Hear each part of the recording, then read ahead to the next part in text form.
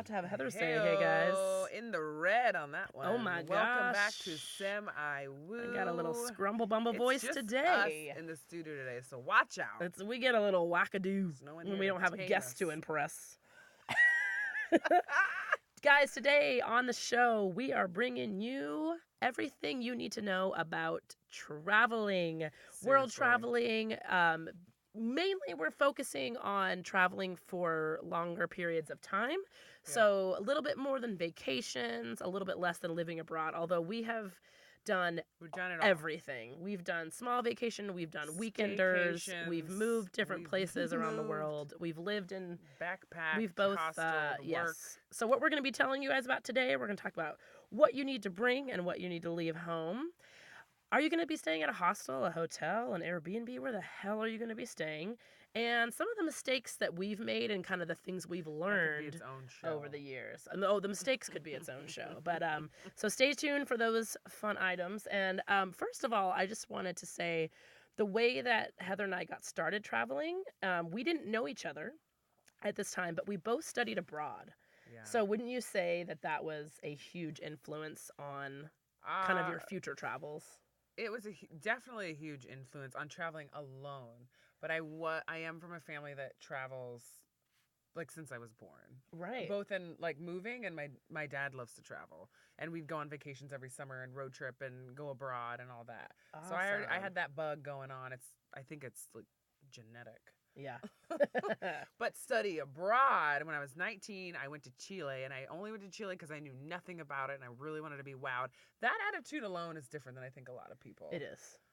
The traveling alone part, that's interesting you bring that up because I didn't, because I think I was around so many people when I studied abroad, I didn't think about the fact that I did do it alone. Yeah. And I went to the airport alone, and I didn't know anyone, and I didn't know who I was going to live with or what city it was in. I was in Madrid, Spain for 6 months.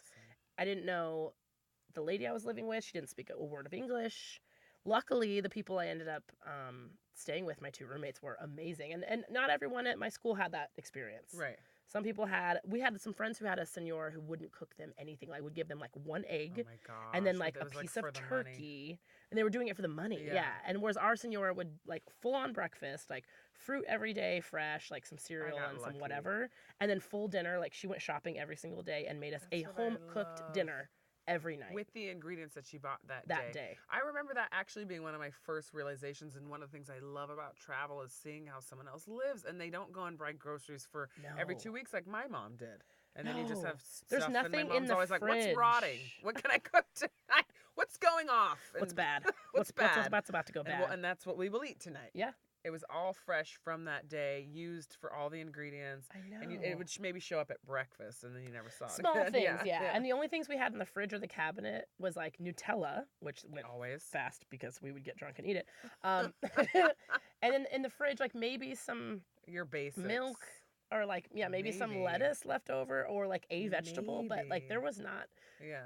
Despite the 6 months we would try to look in the cabinets for things to be there. There was nothing ever there. There was no things just hanging around other than maybe some spices or some whatever. You ate at mealtime. Mm-hmm. It's very interesting. So that began our travel bug, and the people we've met over the years, I think that's a very common thread that you meet with travelers. Is a lot of them did study abroad. If they were, people who went to college and were very fortunate. Because that would appeal to you, right? If you wanted to travel, you're 18, you have a choice. Do you want to stay here or go somewhere? I know. And it's funny with travelers, and I think this is why we annoy people that maybe aren't travelers, is like we think everyone should feel this way or could feel this way, but like chooses not to. Some people just don't really, they really love being in their city and having their routine. And travel and change doesn't inspire them. No. Which they again, like vacations, or they like pretty things, or like relaxing. But the thing with travel, which is what we're going to talk about today, is that it definitely comes with a lot of, you have to be willing to change on a dime. You have to be willing for things to go wrong. Like, things will go wrong, period.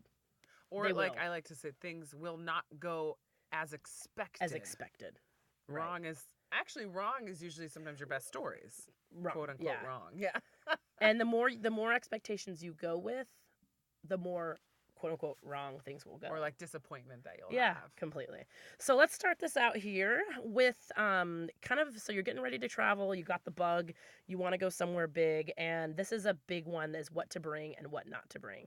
So of course, with the big caveat of it depends on where you're going, duh. You know, you're going somewhere cold, you're going to bring a lot different things than going somewhere warm. But I would say from our experience, Heather, what would you say are the things that you need, especially coming from the United States, if you're going to, let's say, non-European countries. So if you're going to Central or South America, if you're going We to almost Southeast need to like Asia, pinpoint the right? country because it's different. It is Like if you're different. going to Southeast Asia, don't bring your fancies. Nope. Don't bring the sequins dress. Don't bring any dry cleaning. I saw that on the road. Can you believe it? Someone brought a dry cleaning item. There is no dry cleaning, in Bali and Thailand. Yeah, right. And your fancy stuff is going to get holes in it, and there's nowhere And to there's wear nowhere it. to wear it. Yeah, that is big for most places. Is like the things that you're not going to need. You may need something that is appropriate, but you're not going to need something fancy. No. Period. In fact, the most fancy or appropriate thing you'll need is, and this I didn't realize when I was visiting, is visiting temples. Yeah. And visiting places, sacred places. Mm-hmm. And you need to have your shoulders covered, and you need to have a long skirt. Those are things that we forgot because you have all your summer clothes and clothes that can get ripped up and that you can sweat in and go to the beach and back and forth again. Right. But we didn't have, a lot of people had to like buy shawls and stuff to put Right. over. We were visiting Always bring a Guadalupe. shawl. We were visiting Guadalupe in Mexico, and this is when we were a little bit more. This is 5 years ago. We were a little bit more cavalier, and we were coming out of our religious state, and they're like, "This is stupid," and we weren't being very respectful, but. In the church where you go to see the Vision of Guadalupe, a Virgin of Guadalupe, the Virgin, yeah, but wasn't it like she appeared on a? I guess so. In water. There was a lot going on there. I guess we didn't learn much. Anyway. People there take it very, very, very seriously, the pilgrimage to see. And so we went into the church wearing probably shorts and a skirt. And like Heather, as you know, is pretty tall, very tall, and has very long, beautiful legs. And there was a woman who was saying like, no faldas, or like, she was saying like, no skirts, Or no, I was wearing pretty short shorts. Oh, okay. And we're like, whatever. Like, I have a picture like in front of the sign where it's like begging you to respect the church and not wear shorts. And I'm like, look at this bullshit raw. It's such a little shit. So again, this could be things to not do. But yeah, as far as what to bring, the less the better. Like that cannot be overstated. The less you bring, the better. If anything, I very rarely dare you to take, like, I dare you to see how little you can take and see if you regret. You won't. Like, or you will regret something in your bag and say, I should not have brought this. Always. I went to Mexico a few years ago, the Cozumel, Playa, Cancun side, Tulum. And in the first 3 places I stayed, I threw away an item of clothing at every single one. Or I gave it away, like I found some of the housekeepers who needed it. You're like, I don't need this. Like, this is weighing me down. And not only weighing you down, but you end up, of course, buying and finding cool things along the way that are way cooler. And that's a huge point, is you will get stuff on your trip to wear and stuff like that. Yeah. Which kind of, it will bleed into the next point, but I think this is a good place to talk about it, is don't expect to find clothes out there. If you need travel shoes, if you need a specialty item, like, you're not going to find spandex workout pants, you're screwed. You're screwed. Because if you're like us, like I'm 6'3", I have size 13 feet. There is no way that you will find stuff that fits you in a second or third world country if you're bigger than those people.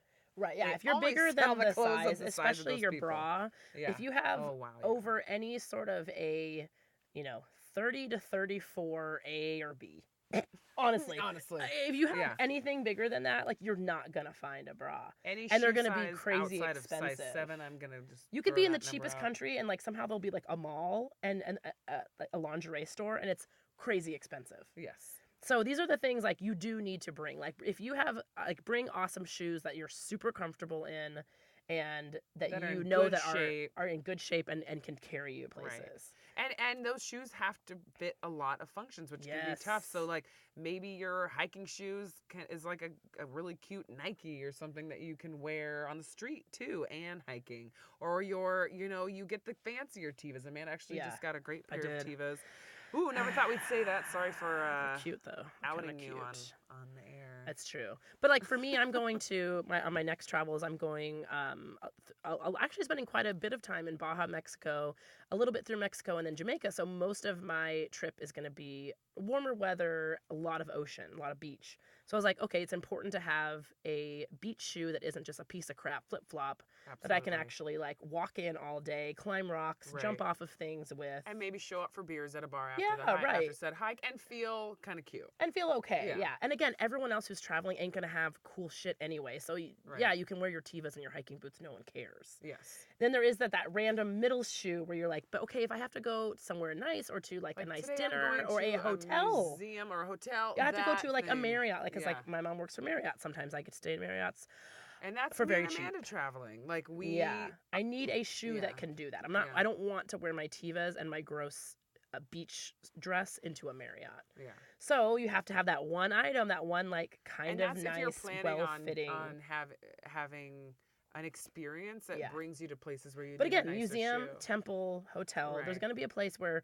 you don't want to wear your crappy travel clothes. Right. So whether that be like a cardigan that just looks But nice, again, or no, a scarf. I think that's pretty specialized because we're in our 30s, and so now Yeah, only it now is. are we expecting to go into places where we'll need to look a little bit nicer. Yeah. If you're in your 20s, But people in their 20s are still going to be going to these places. you can Depends. wear Tevas. It really yeah. is super depends. But the biggest things to bring, I would say, are things you know that you're not going to be able to find in those places, which a lot of times will be sizes, specialty shoes, certain toiletries that you're only going to need, vitamins that you can only find. Those are going to Your be medication, super expensive. Contact lenses. Oh my gosh, contact lenses. If you could just get LASIK before your trip, do that. Locks for your bags and locks for your hostel. You'll like have just to pay have for at least those all the time. Have your own. A moisture, what's those towels that like suck all the moisture up and are super thin? Yes, like a travel things towel. that can add up, like the $1 locker rental fee, the lock fee and the towel fee, things like that. Yeah, getting a good travel towel that packs down small. And I have it on my list right here. It's called "Don't Forget to Bring a Towel." Don't Thank forget to bring a you, towel. South Thank Park. you, South I Park. never forget to bring a towel, Nope, as you know. don't. Side note: anywhere you go, Amanda has a towel, and it's usually needed. With also, toiletries, activated charcoal. Oh my gosh! Huge Okay, this is a for huge all the one. food poisoning. I didn't know what it was before. You look it up yourself. Yeah. It basically, if you get food poisoning or you get sick to your stomach, and you probably will if you play it fast and loose with like the we street do with meats. some street foods. I don't know. I like to experience a culture. I've eaten snail and thought it was chicken. I like to experience a culture. I ate a rat. You ate I a did. tamale that you were like, I ate this a is probably tamale going to make me that sick. I knew was going to make me sick. Did. Thank God I had activated charcoal. It soaked up all the sickness inside of me. And then you poop black for like a day. No problem. And you take a bunch good. of them. Yeah. You take like 9 or 10 twice a day. Yeah. You take a bunch Go of this for it. charcoal. It's amazing. It's You will love fast. us. Have that. And last but not least, this is mine that I particularly like that has helped me on a lot of trips is sometimes travel pillows. You're like, oh, I just need it for the plane. I'm only going on one plane trip. Like maybe, I'm not really going to need this. It's kind of bulky. But as someone who likes 2 pillows, most hostels are going to have one shitty, barely there breath. It's like a angel whisper pillow, which is not even going to work. If you put your travel pillow under your pillow that they give you, it creates like an actual comfortable sleeping surface. And a small jacket cardigan can act as that too sometimes if you're not a travel pillow person. Also, cannot be overstated, tampons, pads. Oh my gosh. Get a Diva cup, ladies. If you don't have one, shame. There's 18 different kinds now. They don't 18 sell different kind of tampons menstrual around cups. the world. No. The pads are bad. Bring your condoms. Condoms are weird all around the world. Bring emergency birth control. You's gonna fuck. Yeah, if and you're lucky. things go a little bit off the wires. We don't know. And a lot of countries, like there were some countries that we've been in certain states in Mexico where it is anything related to birth control and abortion is completely illegal. So you ain't trying to go to their hospitals asking for emergency contraception and like not being thrown in jail. Like and there if you are don't definitely speak like Vietnamese, you better hope that you have what you need, or you're gonna have a real tough time getting the care that you need. Absolutely. If it's even available. So those things are like your personal safety, definitely bring those. Things that are super expensive, another one that I had on here was sunscreen and bug spray. Oh my gosh. You could be living in a country where you can eat for $1 a day and the bug spray will be like $20. Gouged. The sunscreen will be $15. Forget it. So that's just something that's on my list that I do not forget to bring. It's crazy expensive. So those are our personal to brings, not to brings. One last item on there is you're gonna like bring one cool, fun, weird thing that you love. I bring my laser. I have this crazy laser from China. It shoots light further than any laser I've ever seen. It's awesome. It's not that big. I get sad when I don't bring it, so I realize like this is important to me. Maybe it's not essential, but it is essential in the sense of I love sharing it with new people, and it just makes me happy. Yeah, Let's bring those I bring like little scarves so you can always like dress up in a certain way, and then jewelry and mini speakers. Sometimes you're in the hostel, you want to get the party going. Get a tiny little mini speaker. Yeah, I have a little JBL, perfect, tiny. You can clip it onto anything outside of your backpack. You do want to get the party started, and if you're the person with the speaker, guess what? You just got the party started. Yep, you did. Yes. Next, moving on to, this is a big one, hotel versus hostel versus Airbnb versus couch surfing versus anything else you've ever heard of. Again, these are buying a tent at Walmart and sleeping on the beach. Tried to do it. Don't. Tried to do it. Doesn't work. Was too expensive. Scary. Couldn't do it. So, again, these are, because this podcast is mainly about people who are doing longer term travel. Of course, if you're going on a vacation, you stay in your hotel, you do your thing, whatever. But there's benefits to all of these, naturally. And when I go on on trips, I went on a 6-week trip, the one in Mexico, the Cozumel one. I tried them all out. So I did the all-inclusive resort, found out that wasn't for me. It was a bunch of families from Wisconsin who just wanted to get wasted on blue Hawaiis and sit in the pool. Community, nightmare. Not cool. Not cool. Wasn't inspiring. They literally wanted to sit in the pool all day and get drunk. And I was like, okay. And the drinks they're giving you are shitty. The food they're giving you is shitty. Real shitty. That's good if you have kids. They can go around the hotel and run around, do whatever they want. Not for me. I'm a solo traveler. It was not for me. But I got to experience it. Hostels, they go all the way different, like dirt cheap. Wow. You're in Peru, your bed bugs crawling all over you. Mm-hmm. Dogs are about to eat roaches through the door. In the shower. Roaches everywhere. Dry toast for breakfast. The one I went to in Cusco in Peru, which was called Echo Packers, my favorite hostel of all time. Beautiful old building with the courtyard. Everybody was friends. There's a restaurant. Yep. They have their own travel agent that does all your every night in some of these places. Activities every night. Tours. Really great tours. Yeah, easy to meet people. Community. There's a kitchen where you cook together, you make your meals, or you meet together and you all go to the party together. For solo travelers, the hostel cannot be overstated. Yes. And I even stayed in one in my younger 30s. A lot of people, are in their 20s, but I had a really great time. And a lot of times I would book the single room in the hostel. So you can do the bunk beds, you can have 16 people in there. Having my own room was like awesome. If I wanted to have someone over, I could. If I needed my privacy, and I did because I'm older, I could. If I needed to get to sleep or wanted to wake up early or wanted to get in late, I had that freedom. So I had the best of both worlds. It was awesome. Whereas when I would stay in a hotel, which I would do when I wanted to pamper myself. I went to Bangkok. Yeah. I did not enjoy that city. I really wanted to pamper before I was going back out into the wilderness again, and there wasn't hotels like this. I wanted to see this more like richer side of Bangkok, and we get Marriott discounts, so that's not for everyone. Huge. But I think if you have the money to splurge, find the cool hotels, one night in the area, splurge and stay in a bath, soak up, shave your legs, do all the things you need in the middle of a long-term trip that you haven't been able to do. Taking a bath is a big one.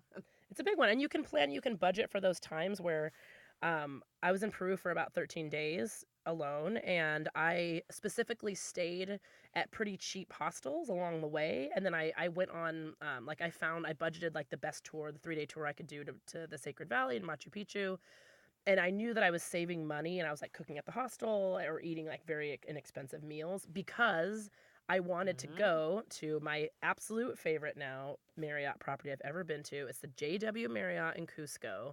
It is in an ancient convent where my room had a window that opened to an Incan wall.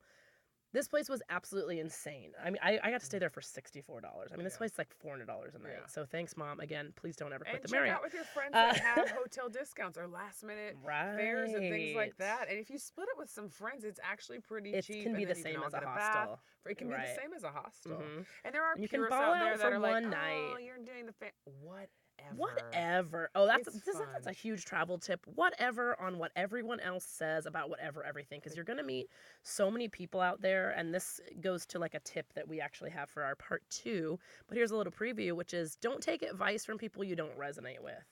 Just don't take advice from them. Yeah. That was, I guess that could be,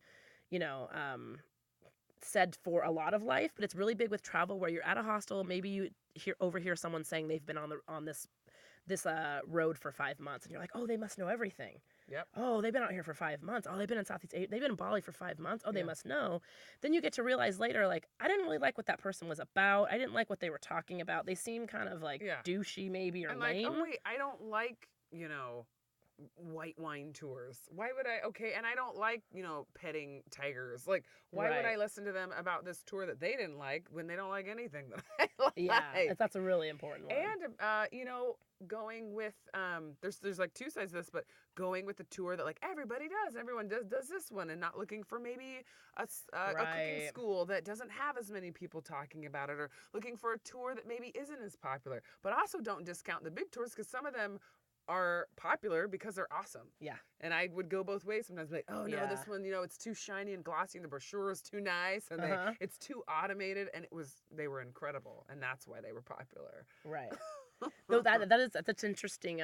That's another one of those like hostels and hotels, like you can do a little of both, because it depends on the place you're in. Like when I was in Cancun, I was only there for a few days. I was on my way to somewhere else. I flew into the airport, and I was like, listen, while I'm in Cancun, I'm not going to try to find the most unique, awesome, like weird, small, like amazing, like dark side of Cancun tour. Like I'm in fucking Cancun. I'm gonna go on the boat that goes to the Isla Mujeres, and you get the drinks, and the people on it are you know what I mean, like that's what you do there. Like I wasn't gonna try to find that. Then when I went to Cozumel, which is a lot smaller, and I was scuba diving, and I was having more like less social party time and more me time, is I did seek out and ended up, this was kind of actually one of the starts of my spiritual journey, was I found a small little tour that, it wasn't a tour, but it was a day in a sweat lodge in a temescal. And I didn't really know what a temescal was. I had heard of them. I was like, it's some sort of structure, right? And I guess there's steam inside. I didn't really know what it was at all.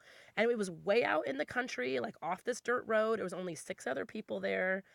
It was small. It was very enlightening and interesting and culturally, you know, about it was fantastic. And so it's like, yeah, do both of those things, and not one is better than the other. That's a great point, is to look for the little things that pop up. Like that temescal, you didn't know what it was, you know, but it resonated and it looked cool. Like you're gonna overhear something in a hostel. You're gonna see a brochure. You're gonna see a flyer somewhere. So many of the meditation retreats I went on my way, I knew nothing about before I saw the flyer or a little weird something in the hostel, or overheard something.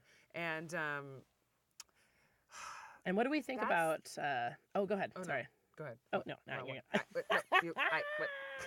I was just gonna say, like, what we think about, like, now that Airbnb's on the scene. This is a whole different world. I mean, it's really been in the past, 3 to 5 years this is a new it's a new thing to look at. Yes. It's because exciting. It has a little bit of both. It has the hotel-y, like maybe a little bit nicer-y side. It also has the community, where some of them are, a room in a house that's kind of like a hostel, but it's run maybe. The hosts are like really active and getting you out. It's what you want. It's what you want. You can create it. Yeah. And those are good too. It's just another option. And it's really the price range. I was looking in Jamaica.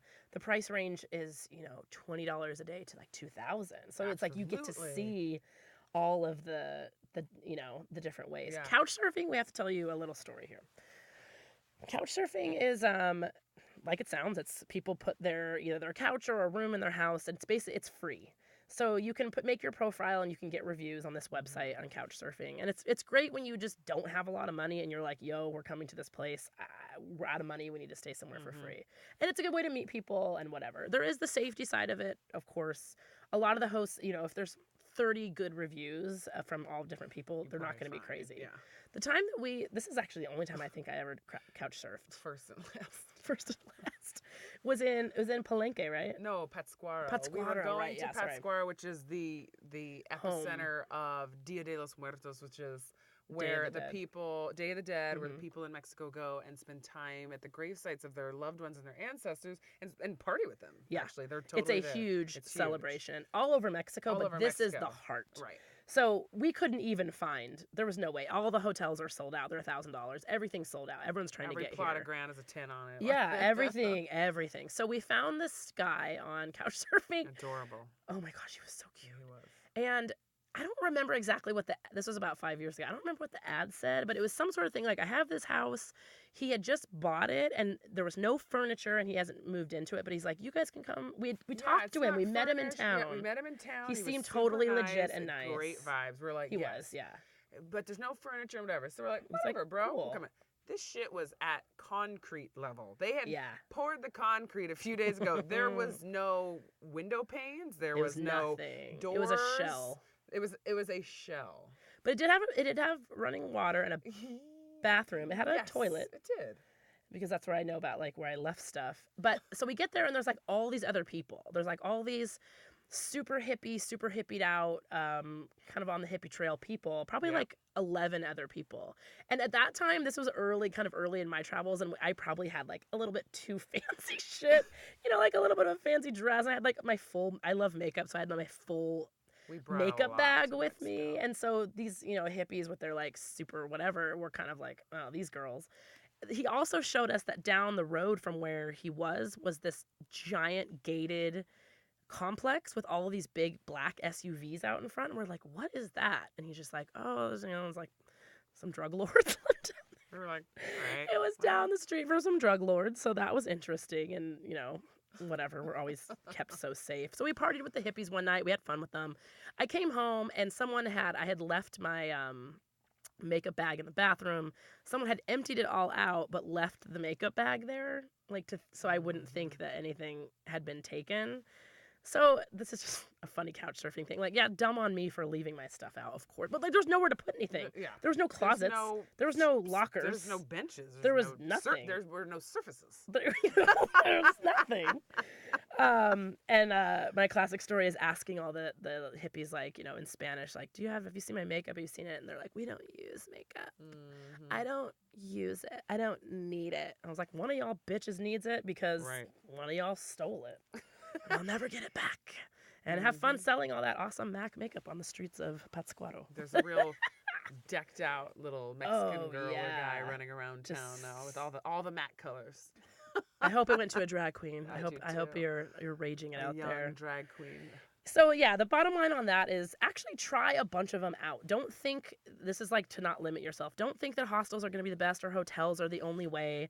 You can really, if you're looking to spend money on adventures, you can save so much money by being in a hostel. And don't be afraid if you're in your 30s, 40s, 50s, 60s. Yes. I stayed in a hostel in Hawaii. Absolutely. There was a 63-year-old woman who was like crushing it on everybody on all the tours, like hiking faster than everyone, swimming further than anyone else, fun, being community. by herself. I still remember that lady. Variety like, that's adds so to cool. Like, it it's does. welcome there, and you don't feel like too old or too young. And the ones where like there are literal drinking hostels where you are forced to drink. Don't fucking stay in one of those if you don't drink a lot. And there are hostels that are sober. Don't stay in there if you want to party. You can find ones that totally fit you. Yeah. And you can find the vibe that fits you for sure. Yeah. And when you want to party, like when I was in north of Peru on the beach and it was like hideously hot and there's bugs everywhere, I was like, I just want to be around a pool and maybe like some music. Know what you want. That's all I wanted. Know what you so want. I went and to Loki Del Mar's, the party hostel, and I was a little bit older, but whatever. Actually, it's really fun to slay at this age because you. I know. We also had one of Heather's favorite things, which is pool volleyball. Pool volleyball. Didn't realize how good I was at pool volleyball. If you're tall, you can crush. Crushed it. It was awesome.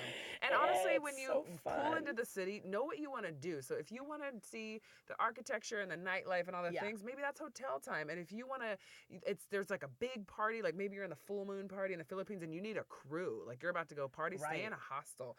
And if you are a place like Bali where the houses are beautiful and cheap, you get an Airbnb and you stay in one of those villas and you eat it up. Yeah. It just really depends on the city. And if you're in town and it's a big celebration and you didn't book, you better get on couch surfing. Right. It really depends on what you need and where you're at and what you want from that experience, and then you tailor it. Yeah, and just don't be afraid in hostels. Like, the best thing about traveling alone, I will say this, and we can kind of close this part one up with just some of our, like, just things we love about travel. But, when you travel alone, and I encourage everyone at some point in your life, you could be 85, you could be 19, it doesn't matter, but travel alone because you are going to learn so much about yourself and just about what you like and what you don't like. All of these things that you've just heard is Heather and I's personal opinion, and we even differ in our own opinion about what travel creates in you and what it shows you who you are. Yes. It shows you what comfort level you're at with everything, with bugs, with different how much people, to with spend, being what alone, to with eat, how what much to party, yeah. sleeping or not sleeping, like Yeah, sleeping how or to not. travel. Some people bus, some people Only on nature, motorbikes, only scooter cities. bikes. What do you like? What do you like? And you can't, and you don't have anyone else to ask. You have to figure it out. You have to make a move. You have to make a decision. Yeah. And you get to do whatever you want. You get to do whatever you want every day, and it's so magical to figure that. And it changes over time. Yes. I used to think, Yes. you know, when I lived in New York 2 years ago. It's hard to figure out these days. You know, I thought that I was a city girl. I was like, I love the city and the energy and the doing things every night and the music. Blah, blah, blah. And right then, I had this change in my life where all of a sudden I became way more into nature. And now I feel like all I want to do is like sit quietly and hike a mountain and look at the ocean. Mm-hmm. And that was probably different than I was back in the day, where I wanted to be in a city where the best hostel, where all the people are and meet every person, and, you know, go to Mexico City and be all up in the business of every museum and, you know, like check off all the boxes. Back and forth in your trip. Sometimes when you're in the same town, you do something and you're like, now I want to do this. History. I was like, oh, I don't want to do museums and history and all that. And then I land on a museum or something awesome, and it would totally resonate with me. Yeah. But I would make the decision when I got there. Yeah. And ask people, ask around. And as you travel too, how much changes? Like, we went to Teotihuacan outside of Mexico City, not even knowing what we were doing or how we got there or what it was about. And this place has called us back in dreams and in ceremony and in spirit so many times, this ancient site that is just go with your pure heart. Magic. Yeah. And I'm going back there now in the next, 2 months as a different person, going back to this site and just getting to experiencing it as a different person. It's magical. I mean, I can't say enough about it. So, yeah, guys. That's some of our travel gems. That's part free one. Of charge. Free one. In part two, we are going to have for you guys big other advice about travel. Big one is who to travel with. So if you say you want to go with somebody, there's big things you need to look out for. Yes. How we do this, where can you work as you're traveling? How can you work online? How can you work as you're traveling? Just some kind of advice on like how we've done it. Do you travel and then work again? Like these are big questions budgeting budgeting, like that, all of that good stuff. Out, but we got some completely. Ideas we got some ideas for you. Yeah. And some more cool stories for you on the Semi-Woo. Love, guys.